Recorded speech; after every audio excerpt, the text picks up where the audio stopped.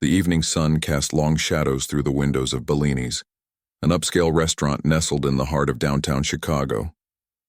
The soft glow of chandeliers illuminated white tablecloths and crystal glasses, creating an atmosphere of quiet elegance that the restaurant was known for. In the kitchen, away from the dining area's calm, chaos reigned as the dinner rush hit its peak. Among the busy staff moved Lily Chen, her dark hair pulled back in a neat bun, her face showing the weariness of someone who had been on her feet since early morning. At 27, Lily wasn't just working a double shift tonight, she'd been pulling doubles all week. The extra money wasn't a luxury, it was a necessity. "Order up for table 12, called the head chef, sliding 2 plates of perfectly arranged salmon onto the counter. Lily grabbed the dishes with practiced ease. "Got it," she replied, balancing them expertly as she pushed through the swinging doors into the dining room.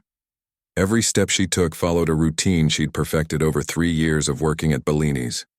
Serve from the left, clear from the right. Smile but not too much. Be available without hovering. Remember which guest ordered which dish without asking. These were the unwritten rules that kept the tips coming. Tips that helped pay rent and put her younger sister through college. What most of her coworkers didn't know, what she kept tucked away like a precious secret, was that Lily had once been destined for a very different life. A life where her hands created beauty instead of carrying plates. But that was before everything changed, before responsibility had reshaped her dreams into something more practical. "Hey, Lily," Mike, the restaurant manager, called out as she returned to the kitchen. His usually calm demeanor seemed slightly frazzled. "We've got a situation." Lily felt her stomach tighten. In restaurant language, a situation was never good news. "What's wrong?" "Alexander Wells just called. He's bringing a group of investors for dinner tonight and wants the private dining room." The name sent a ripple of tension through the kitchen staff. Alexander Wells, tech genius, billionaire, and notoriously demanding customer. His visits to Bellini's were rare but memorable, often leaving generous tips alongside scathing critiques if everything wasn't perfect. "But that room's already booked for the Henderson anniversary party," Lily pointed out. Mike ran a hand through his thinning hair. "I've already moved them to the main dining room with complimentary champagne." Wells specifically requested the private room with the grand piano.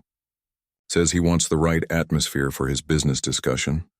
Of course he did, Lily thought. People with money like Wells didn't hear the word no very often. "We need someone to handle his table," Mike continued, looking around at the already busy staff. "Someone who can deal with his particular style." What Mike meant was someone who wouldn't break down if Wells decided to be difficult. Someone who could smile through whatever demands he made. Someone expendable enough to assign to a potentially unpleasant task, but skilled enough not to mess it up. "Let's draw straws," suggested Tony, one of the senior waiters. "Fair's fair." 5 minutes later, Lily stared at the short straw in her hand and fought the urge to trade it with someone, anyone, else. But rules were rules, and she needed this job too much to make waves. "Sorry, Lily," Mike said, not sounding particularly sorry. "Wells and his party will be here at 8. That gives you an hour to make sure everything in that room is perfect." Perfect. The word followed her as she began preparing the private dining room. Perfect arrangement of the silverware. Perfect spacing between the chairs. Perfect temperature of exactly 70 degrees as Wells had specified during his last visit. Perfect folding of the napkins into the shape of swans because, according to Wells, traditional folds were boring. As she worked, Lily's eyes kept drifting to the grand piano in the corner of the room. It was a beautiful instrument, kept polished and tuned even though it was played only on weekend evenings by an elderly pianist named Harold. Tonight being Friday, Harold should have been coming in, his gnarled hands still creating beautiful music despite his arthritis. Harold called in sick, Mike informed her when she asked. "Some kind of flu. The piano will just be decoration tonight." Lily nodded but found herself walking over to the instrument during a brief lull in her preparations. Her fingers hovered over the keys without touching them, muscle memory from another lifetime making her hands position themselves correctly even after all this time. 5 years. It had been 5 years since she'd really played. 5 years since the day she'd walked out of the practice rooms at Juilliard for the last time. Her full scholarship abandoned after the phone call that had changed everything. Sometimes it felt like a dream that had happened to someone else. "Do you play?" The voice startled her, and Lily quickly pulled her hands away from the piano as if burned. She turned to find Mr. Reynolds, the restaurant owner, watching her with curiosity. "No," she lied, the word coming out automatically. "I was just making sure it was dusted properly for Mr. Wells." Mr. Reynolds nodded, though his eyes held a hint of doubt. "Wells and his crowd appreciate the finer things. The piano adds class even if no one plays it tonight." He glanced at his watch. "They'll be here in 20 minutes. Everything ready?" "Yes, sir," Lily assured him, smoothing down her black uniform. "Everything's perfect." At precisely 8 o'clock, Alexander Wells arrived with his entourage of 5 men and 2 women, all dressed in clothing that probably cost more than Lily's monthly rent. Wells himself was younger than most people expected, only in his mid-30s, with the confident bearing of someone who had never worried about making ends meet. His dark hair was styled with careful precision, his tailored suit bearing no visible brand labels because those who really knew quality didn't need them. "Mr. Wells, welcome to Bellini's," Lily greeted him with a professional smile. "Your private room is ready. May I show you and your guests the way?" Wells barely looked at her, his attention on his phone. "The same room as last time? With the piano?" "Yes, sir. Everything is arranged according to your preferences." This seemed to satisfy him, and he finally slipped his phone into his pocket. "Lead the way then, Miss Chen." "Lily Chen." "Well, Miss Chen, I hope your service is as efficient as your predecessors." What was his name again? "Antonio, sir." "Yes, Antonio." "Excellent waiter. Where is he tonight?" Lily maintained her smile as she led the group toward the private room. "He's serving another section this evening." The truth was that Antonio had quit after his last encounter with Wells, who had made him recite the entire wine list from memory and then berated him for mispronouncing a French vineyard. But Wells didn't need to know that. The next hour passed in a blur of activity. Wells ordered the most expensive bottle of wine on the menu without looking at the price, then sent it back after one sip, claiming it was too young. His guests ordered complicated dishes with special requests. Dressing on the side, no garlic, extra rare but not bloody. Lily wrote everything down meticulously, knowing that a single mistake would not be tolerated. Between courses, she noticed how Wells commanded the attention of everyone at the table. He spoke about market disruptions and scaling opportunities, about leveraging something called blockchain for supply chain transparency. The others nodded along, occasionally offering input that Wells either embraced enthusiastically or dismissed with a wave of his hand. Despite his demanding nature, Lily could see why Wells had succeeded. He had a vision, a certainty about the future that made others want to follow him. When he spoke about his newest tech venture, even Lily, who understood little about the technical details, found herself interested in how it might change the world. As she served the main course, the conversation shifted to more personal matters. One of the women, a venture capitalist with sharp eyes, asked Wells about his background. "Everyone knows the story," Wells said with a practiced humility that didn't quite ring true. "College dropout with a big idea and bigger luck. But you were a musician first, weren't you?" The woman pressed. "Didn't you study piano before switching to computer science?" Something flickered across Wells's face. Surprised, perhaps, that someone had done such thorough research on him. "Briefly," he admitted, "but I wasn't exceptional at it. In tech, I found I could create something truly unique."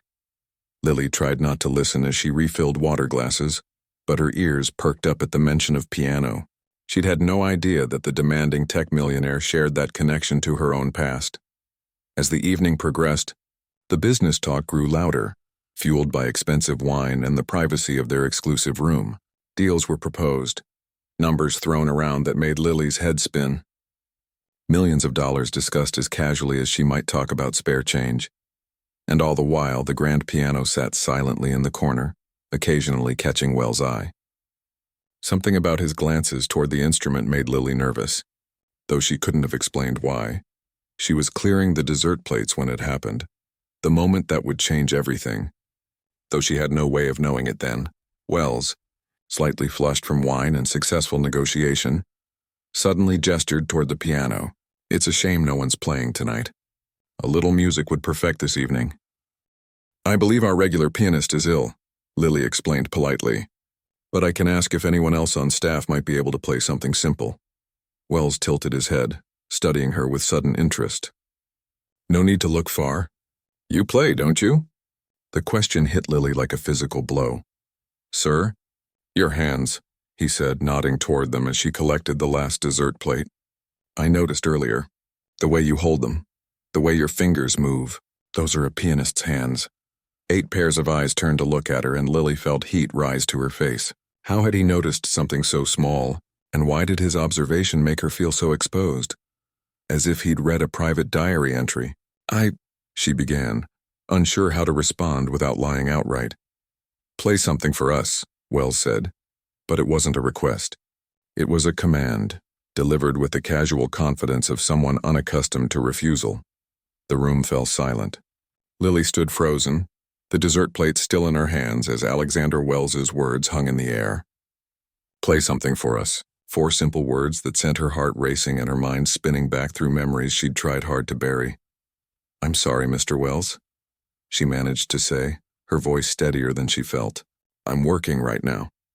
Wells leaned back in his chair, a small smile playing at the corners of his mouth. I'm sure your manager wouldn't mind. In fact, he turned and caught Mike's eye as he passed by the open door. Would you mind if your waitress entertained us with a little piano music? Mike appeared in the doorway, his expression shifting from confusion to a forced smile as he registered who was asking. Of course not, Mr. Wells. Lily, I didn't know you played. Because I never told you, Lily thought. Because it wasn't relevant to carrying plates and taking orders. I don't really, she began, but Wells cut her off. Nonsense. Those are a pianist's hands. I'd bet good money on it, and I rarely lose bets. He gestured to the piano. Just one song. Consider it part of the service tonight. Mike's smile remained fixed, but his eyes sent Lily a clear message. Do whatever he wants. This man's tips could cover a week's worth of wages. I'll take those, one of the other waiters whispered, appearing at her elbow to relieve her of the dessert plates. Lily recognized Hector, his eyes filled with sympathy. Go on, he added quietly. He won't let it go until you do. Lily knew Hector was right. Men like Wells were used to getting what they wanted. The quickest way out of this situation was through it. One song, something simple, then back to work. She wiped her suddenly damp palms on her black apron and walked slowly toward the piano. Each step felt heavier than the last. It had been 5 years since she'd performed for anyone. 5 years since music had been the center of her world, rather than a painful reminder of what could have been. The grand piano gleamed under the soft lighting, its polished black surface reflecting the chandeliers above. It was a Steinway. Not the best model, but still worth more than Lily made in a year. She sat down on the bench, adjusting it automatically to the right height, a habit from countless lessons and performances.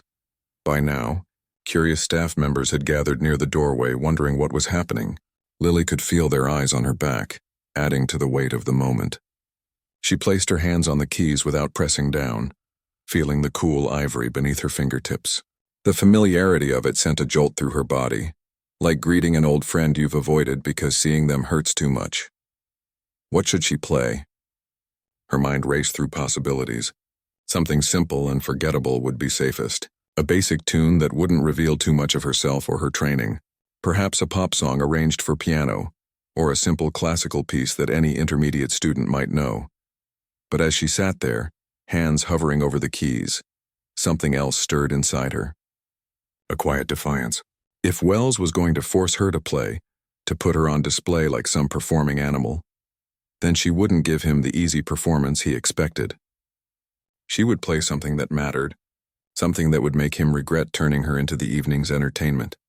Any day now, Miss Chen, Wells called, his tone light but impatient. Lily took a deep breath and began to play. The opening notes of Chopin's Ballad No. 1 in G minor filled the room. She started softly, the gentle introduction flowing from her fingers as if they had never stopped playing. The piece began simply enough, deceptively so, before building to reveal its true complexity. For the first few measures, Lily played carefully, her muscles remembering the motions but still stiff from disuse. But as the music continued, something within her awakened. The years fell away. She was no longer in Bellini's restaurant, no longer a waitress performing a trick for a wealthy patron. She was back in the practice rooms at Juilliard, back on concert stages, back in the world where she belonged. The music grew in intensity, her fingers flying across the keys with increasing confidence. The ballade told a story. Chopin had based it on a poem about exile and longing for home, and Lily poured her own story into each phrase. The longing for what she had lost, the anger at circumstances that had forced her to abandon her dreams, the quiet determination that had kept her going day after day in a life so different from the one she had planned. She played with a passion that surprised even herself. Notes she thought she might have forgotten came back to her, muscle memory taking over where conscious thought left off. The dynamics, the shifts from soft to loud, from gentle to forceful, emerged naturally, shaping the music into something alive and breathing.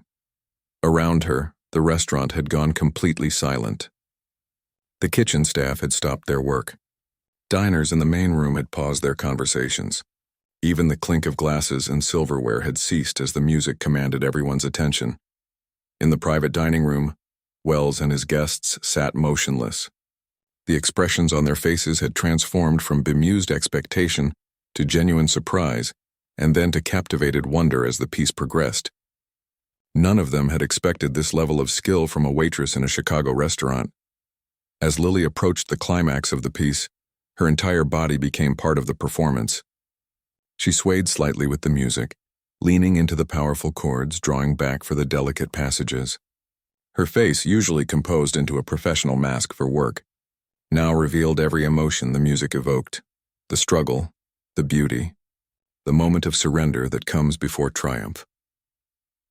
The final section of the ballade rushed forward like a river breaking through a dam. Lily's fingers moved with lightning speed through the difficult runs, each note distinct despite the tempo. When she reached the powerful concluding chords, she brought the piece to its end with a decisive finality that seemed to echo her own journey. Complex, challenging, but ultimately unbroken. The last note hung in the air for a long moment before fading into silence. Lily sat still, hands resting on the keys, suddenly aware of what she had done. She hadn't played a simple tune to satisfy a customer's whim. She had performed one of the most challenging pieces in the piano repertoire, revealing a part of herself she had kept hidden for years. The silence stretched on for several seconds, so complete that Lily could hear her own heartbeat.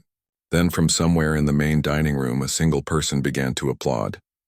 Another joined in, and another, until the sound swelled into enthusiastic applause that filled the entire restaurant.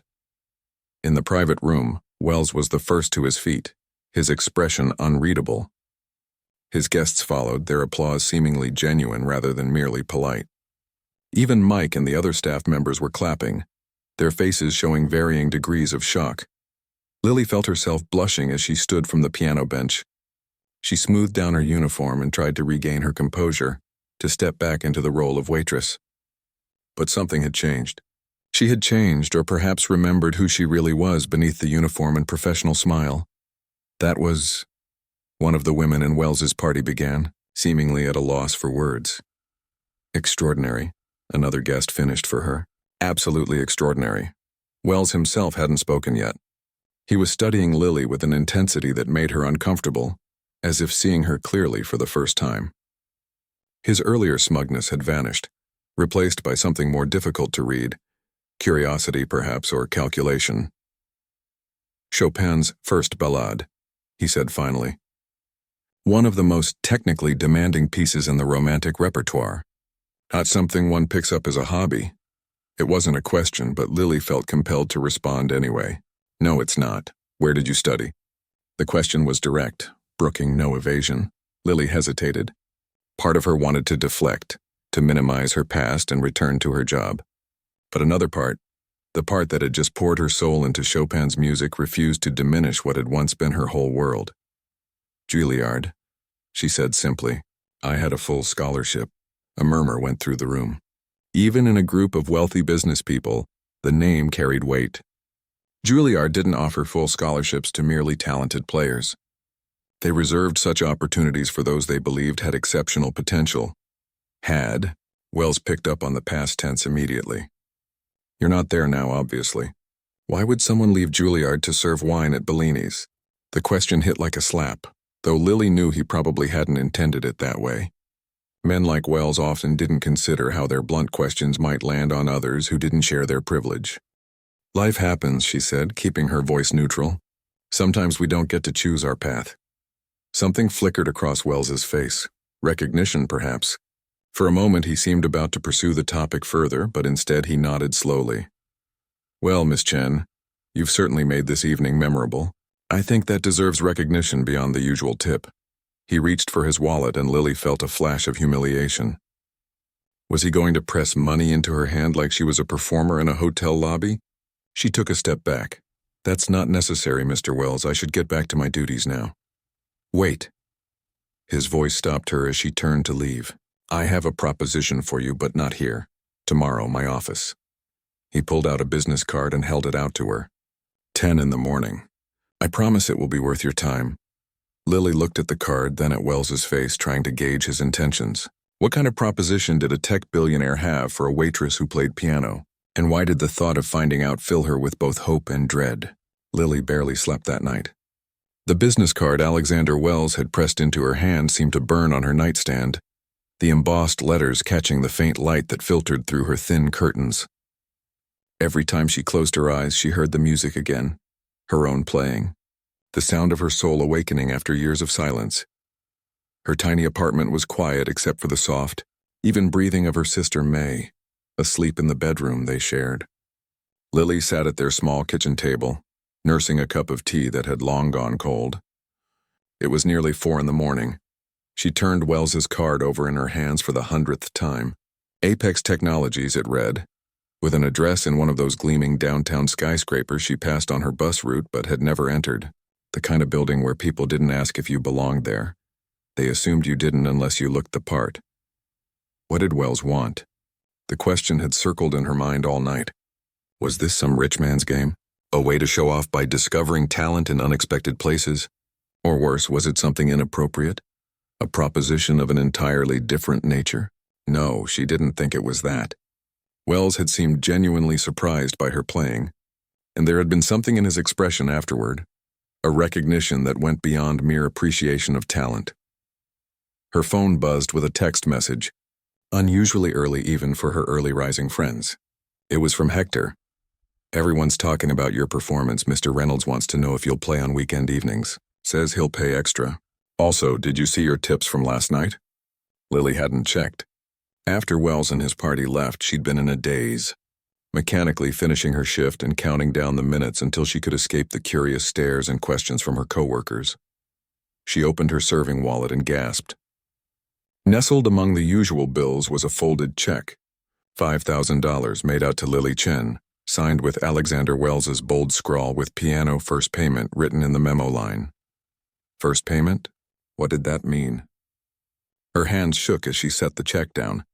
That amount would cover 3 months of rent, or a significant chunk of May's college tuition for the next semester, money they desperately needed, especially since their mother's medical bills had started arriving again. But accepting it felt like agreeing to something she didn't fully understand. Sunlight was beginning to streak the sky when May shuffled into the kitchen, her hair tousled from sleep. At 19, May was the mirror of their mother, the same gentle eyes, the same quiet determination. She was studying pre-med, driven by the same illness that had claimed so much of their family's time and resources. You didn't sleep, May said. It wasn't a question. Lily shrugged. Busy night at work. Hector called while you were in the shower last night. He told me what happened. May sat down across from her sister, her expression serious. Why didn't you tell me you played at the restaurant? It wasn't planned. A customer insisted.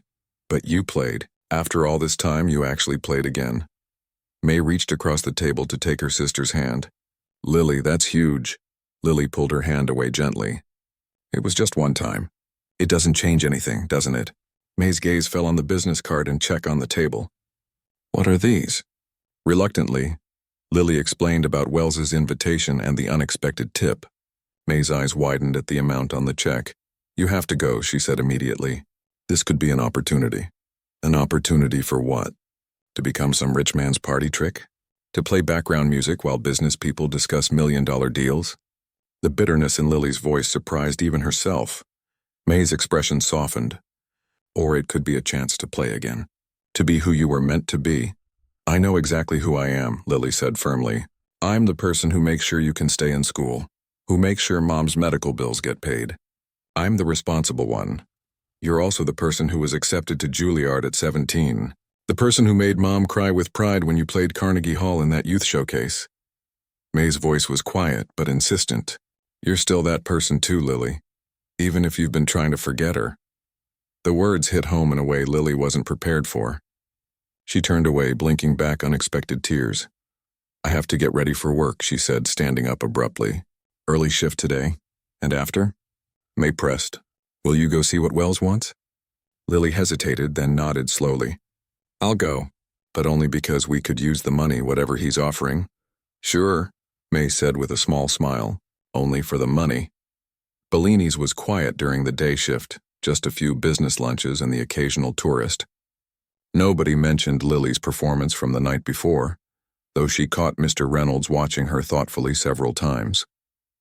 She worked mechanically, her mind elsewhere, counting down the hours until her shift ended, and she would need to decide whether to really go to Wells' office.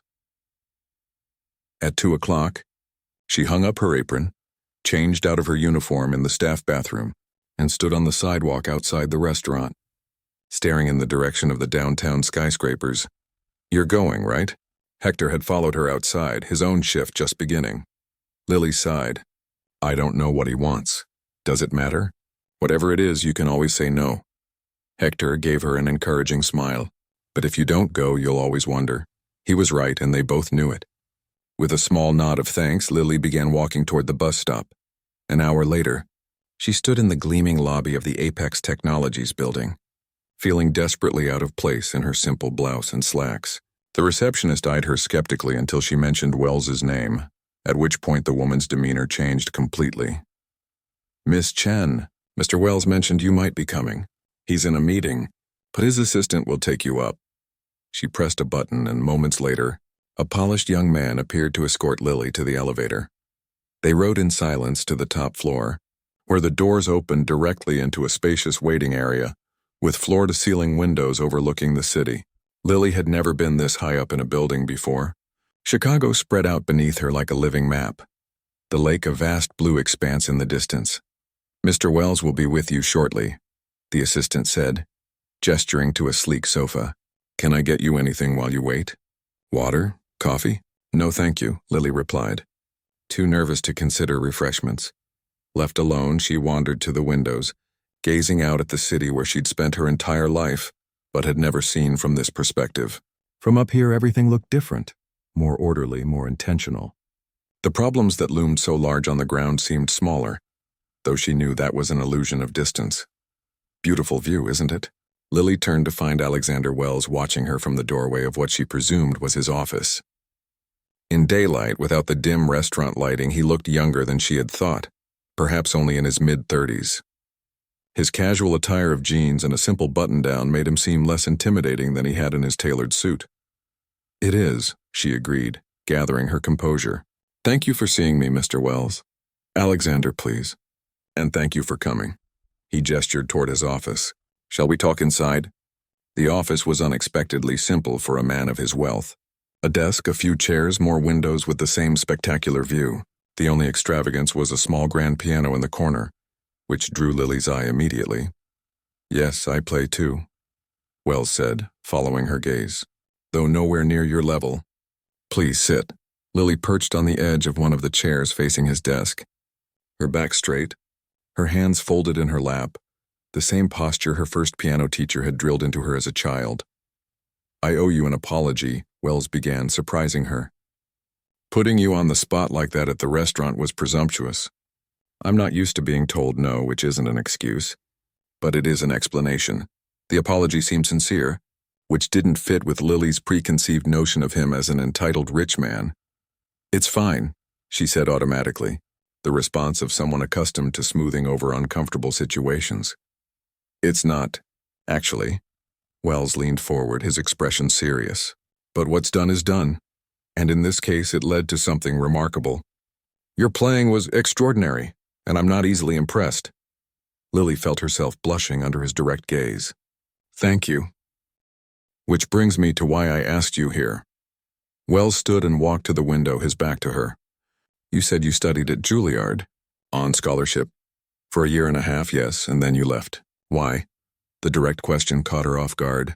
Lily hesitated, unused to sharing her personal history with strangers, especially wealthy ones who might never have faced a day of financial insecurity in their lives. Family responsibilities? She said finally, keeping it vague. Wells turned to face her again. Your mother got sick, it wasn't a question. Lily stared at him, startled. How did you know that? Because the same thing happened to me. His voice was quiet, matter-of-fact. Junior year at Berklee College of Music. My mother was diagnosed with an aggressive form of leukemia. I dropped out to help care for her and my younger siblings. Lily blinked in surprise. This wasn't information readily available in the glowing profiles of Alexander Wells, tech genius and self-made billionaire. I didn't know, she said softly. Few people do. It doesn't fit the preferred narrative of my meteoric rise. A hint of bitterness crept into his tone. The difference between us is that I found another path. Tech came naturally to me. I built my first app while sitting beside my mother's hospital bed. By the time she passed away, that app had attracted enough investment to support my siblings and launch what became Apex. He returned to his desk, his expression softening slightly. Not everyone gets that lucky second chance. Not everyone finds another passion that can replace the first. The parallels between their stories left Lily speechless. She had assumed Wells could never understand the choices she'd made, the dreams she'd sacrificed. Yet here he was revealing a past that mirrored her own in startling ways. Why are you telling me this? She asked finally. Because I want you to understand why I'm making you an offer. Wells sat down again, his demeanor shifting to something more businesslike. I'm on the board of the Chicago Symphony Orchestra's community outreach program. We have an initiative called Second Movement. It provides stipends and performance opportunities for musicians who had to abandon their training due to circumstances beyond their control. Lily stared at Alexander Wells, trying to process what he was saying. A program for musicians who had to abandon their training. People like her. Second Movement, she repeated, the name settling in her mind like a promise. I've never heard of it. It's relatively new, Wells explained. 3 years old. We keep it small, focused on quality rather than quantity. Currently, we support 12 musicians across different instruments. He leaned forward slightly. We've never had a pianist of your caliber. Lily felt a flutter of hope, quickly suppressed by years of practical thinking. What exactly does this program involve? A monthly stipend of $4,000 for up to 2 years. Weekly private coaching with members of the Chicago Symphony. Performance opportunities, both solo and collaborative. Wells ticked these off matter-of-factly. In exchange, participants commit to 20 hours of practice per week and teach in our youth program for underprivileged children. $4,000 a month. The figure echoed in Lily's mind. More than she made waiting tables even with good tips. Enough to cover their rent, her sister's tuition, her mother's medical bills with some left over. And to be paid for playing piano again, not carrying plate. It sounds too good to be true, she said cautiously. Wells smiled slightly. I assure you it's very real. The program was my idea, actually. A way to recover talent that might otherwise be lost to circumstance, he paused. Like yours. And what would you get out of this? Lily couldn't help asking. In her experience, nothing came without strings attached. Personally, the satisfaction of seeing extraordinary talent nurtured rather than wasted. His expression remained open, honest.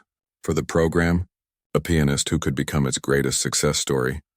He stood and walked to the piano in the corner of his office. But I need to be sure last night wasn't a fluke. Would you mind playing something else for me? Something different from Chopin? Lily hesitated only briefly before joining him at the piano. This instrument was even finer than the one at Bellini's. A Steinway Model B, she guessed, perfectly maintained. Any requests? She asked, settling onto the bench and adjusting it automatically. Your choice. Something that shows a different side of your playing. Lily thought for a moment, then began the first movement of Beethoven's Moonlight Sonata.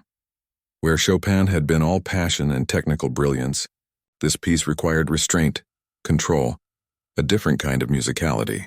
The famous triplet pattern flowed from her fingers, the haunting melody singing above it.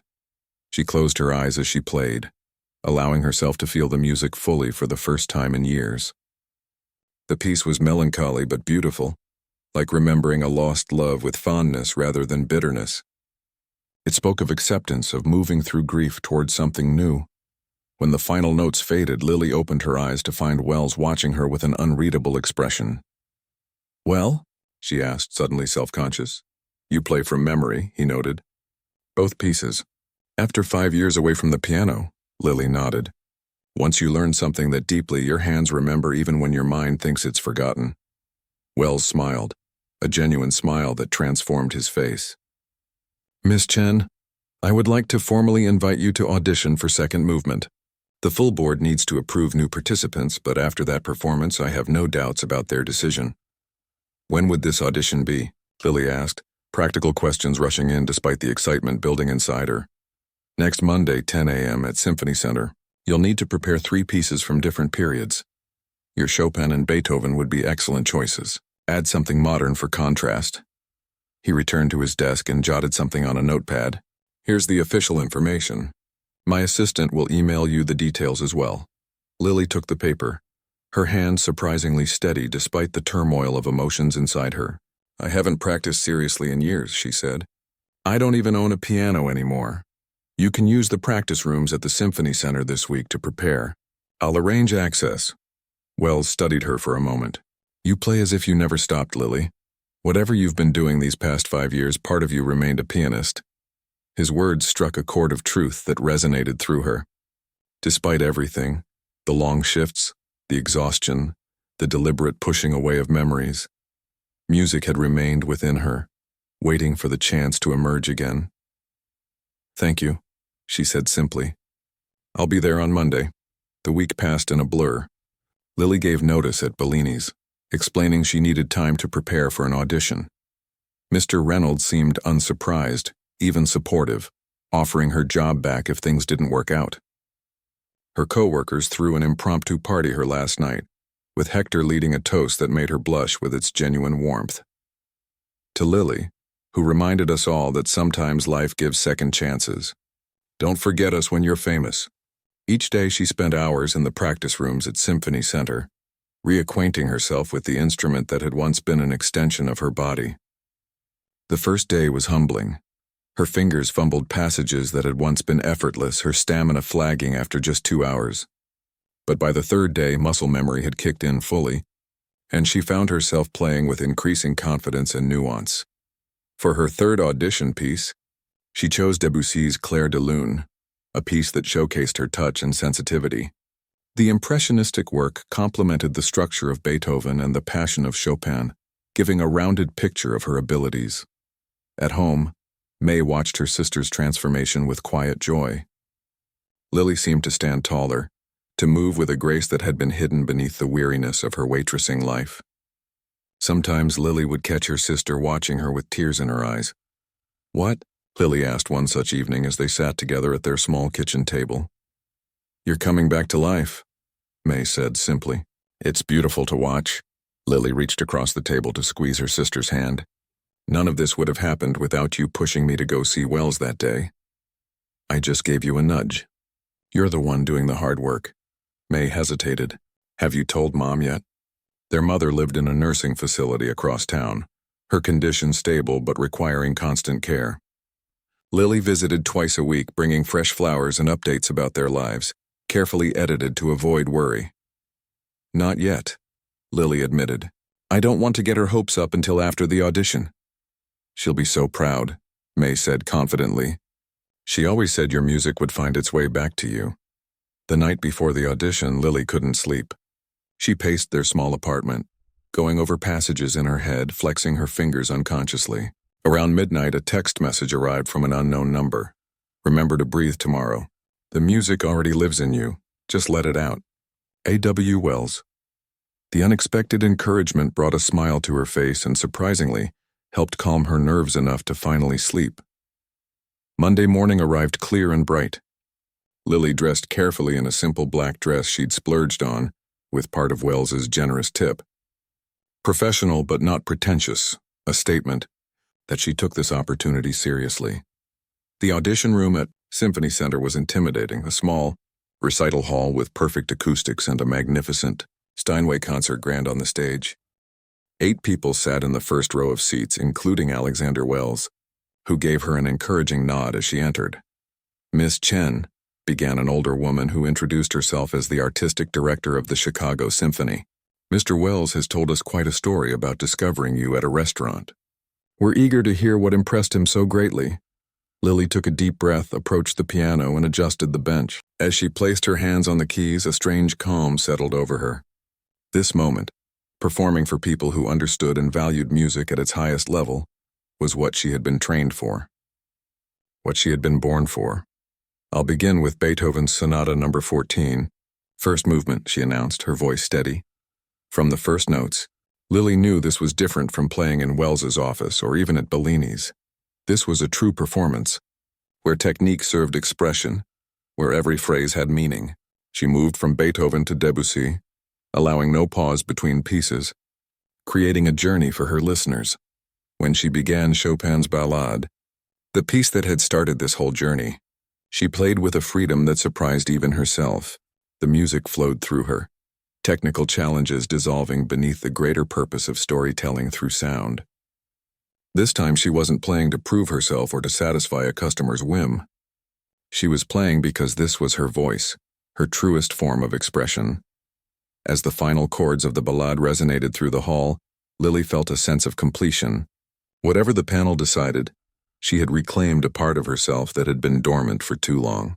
She had remembered who she was.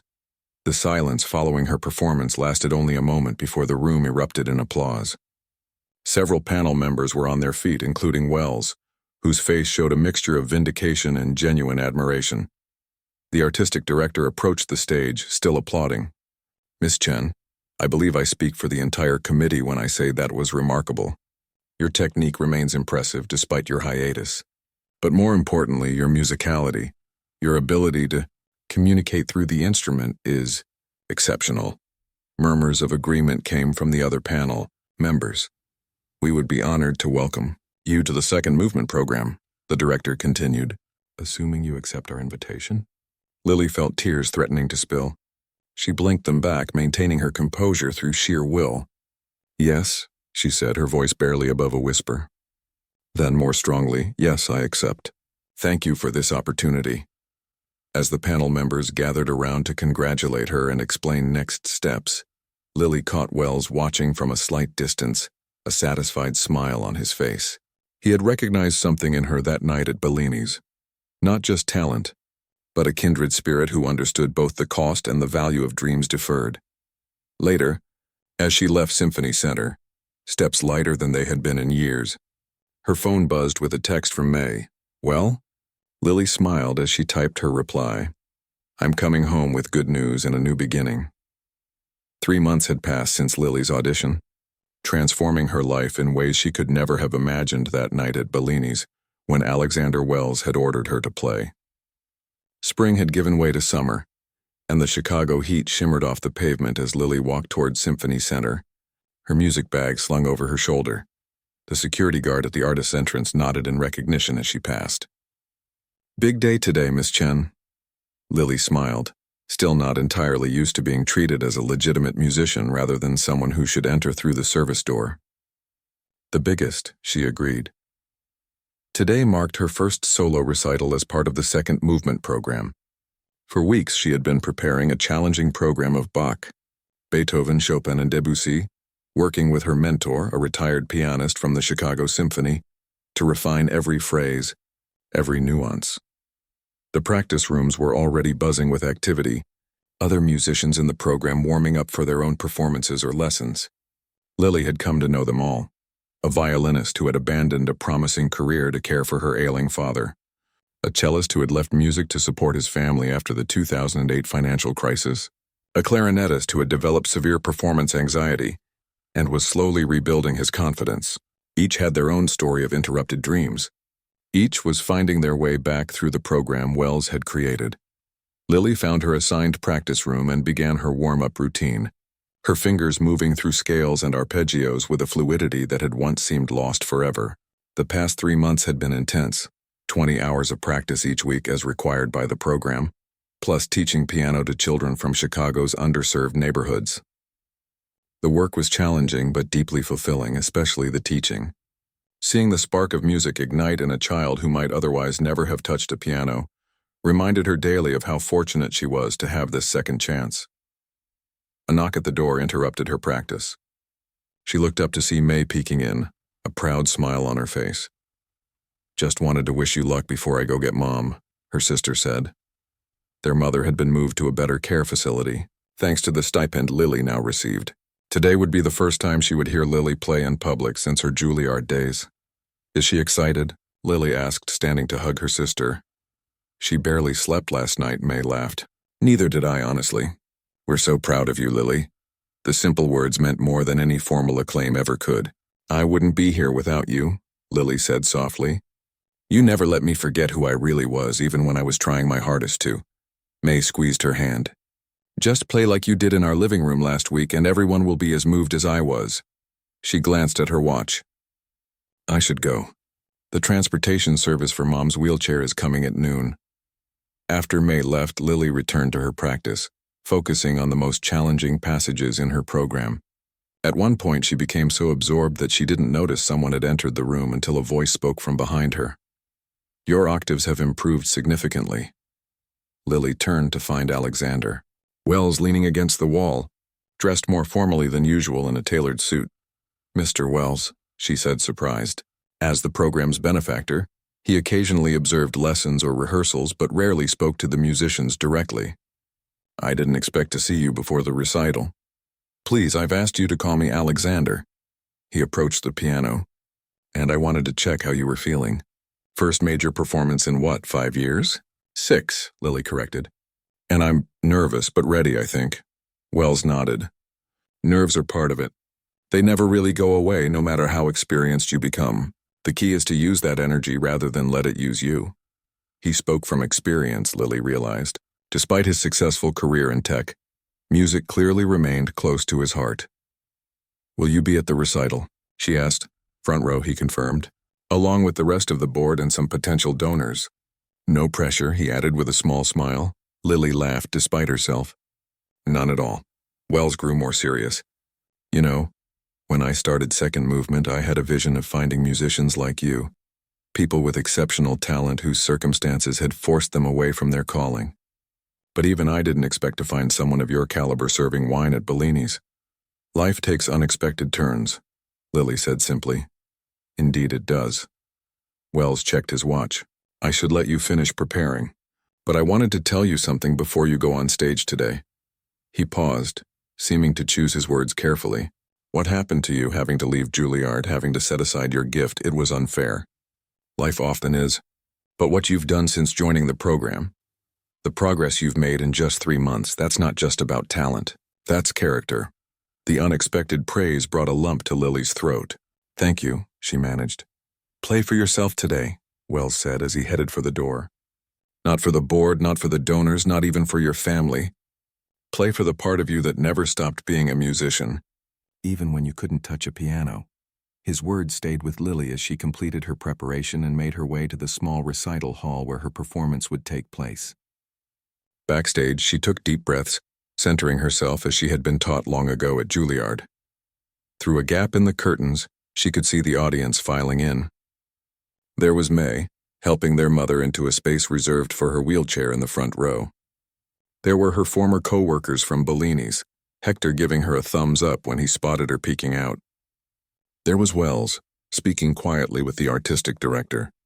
And there were faces she didn't recognize. Other donors, perhaps, or simply music lovers who had come to hear a free recital on a summer afternoon. The stage manager gave her a 5-minute warning. Lily closed her eyes, mentally reviewing the opening of her first piece, Bach's Italian Concerto with its bright, assertive beginning. Her hands felt steady, her mind clear. When the announcement came and she walked onto the stage, the applause was warm and encouraging. Lily bowed, then settled at the piano, taking a moment to adjust the bench, to place her hands on the keys, to connect with the instrument before beginning. She looked out at the audience one last time before playing. Her mother's eyes shone with unshed tears. May was beaming. Wells gave an almost imperceptible nod, and then Lily began to play. The Bach unfolded with clarity and precision, each voice distinct yet contributing to the whole. As she moved through her program, from Bach's structured beauty to Beethoven's emotional depth, from Chopin's passionate virtuosity to Debussy's impressionistic colors, Lily felt herself growing more confident, more connected to the music and to her audience. There was a moment during the Chopin, the same ballad she had played that night at Bellini's, when she glanced up briefly and caught her mother's expression. The pride and joy she saw there unlocked something in Lily's playing, a new level of emotional authenticity that transcended technique. She wasn't just playing the notes anymore. She was telling her story, their story, through the music. When the final notes of Debussy's L'Île Joyeuse faded into silence, the audience erupted into applause more enthusiastic than Lily had dared to hope for. As she stood to bow, she saw that many were on their feet, including Wells, whose usual reserve had given way to genuine enthusiasm. After several bows, Lily made her way off stage, her heart pounding with exhilaration rather than nerves. The backstage area was filled with her fellow musicians from the program, all waiting to congratulate her. "That was incredible, Lily. Your Chopin made me cry. The best recital of the series so far." Their praise washed over her as she made her way through to find her family. Her mother was waiting in her wheelchair, May standing protectively beside her. When Lily knelt to embrace her mother, the older woman held her tightly. "My beautiful girl," she whispered in Mandarin. "You found your way back." "We all did," Lily replied, including May in the embrace. Later at the reception that followed the recital, Lily found herself approached by audience members eager to express their appreciation. Several asked if she had recordings available or upcoming performances they could attend. "You've created quite a stir," Wells said, appearing at her elbow with 2 glasses of champagne. He handed one to Lily. "The artistic director is already talking about featuring you in the main Symphony Center series next season." Lily took a sip, letting the bubbles celebrate on her tongue. "I still can't quite believe any of this is happening," she admitted. 6 months ago I was taking drink orders and trying not to drop plates. And now? She considered the question. "Now I'm remembering who I am. Who I've always been underneath everything else." Wells nodded, understanding in his eyes. "To second movements," he said, raising his glass slightly. In music and in life, as they clinked glasses, Lily caught sight of her mother and sister across the room, chatting animatedly with her former piano professor from Juilliard, who had surprised her by attending the recital. Seeing them together, her past and present connecting, her family celebrating her return to music, filled Lily with a sense of completion. Life had taken her on an unexpected detour, but perhaps that journey had given her music a depth and maturity it might otherwise have lacked. The hardships she had faced, the responsibilities she had shouldered, the years away from the piano, all of it had shaped not just the person she had become, but the musician as well. "By the way," Wells said, interrupting her thoughts, "Bellini's has been calling. They want to know if you'd consider playing there on special occasions. Apparently your performance that night has become something of a legend among the regular customers." Lily laughed, the sound as clear and genuine as her music had been. "Maybe someday," she said. "As a guest artist, not as a waitress picking up extra shifts. The difference being?" She smiled, confidence in her voice as she answered, "Now I'd get to choose what I play, and I'd play for myself, not because someone ordered me to." Wells raised his glass again. "To choices, then, and to the music that was always waiting for you to return." "To music," Lily agreed, raising her own glass, "and to unexpected orders from millionaires that change everything."